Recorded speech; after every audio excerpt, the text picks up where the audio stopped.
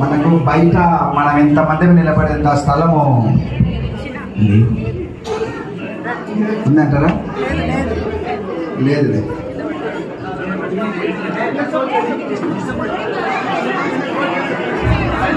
కన్నుల పైకి సమయం వచ్చిన ప్రార్థన చేద్దాం.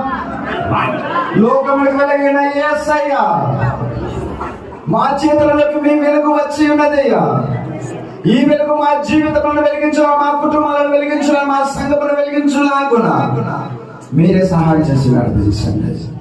ఈ దినమున ఈ సహవాసం, ఈ దినమున ఈ ప్రార్థన, ఈ దినపై పరిశుద్ధాత్మాభిషేకం మా అందరికీ కుమరించి మీ కృపకు మమ్మల్ని పాత్రలుగా చేసి మీ వెలుగుబాటులు మమ్మల్ని నడిపించమని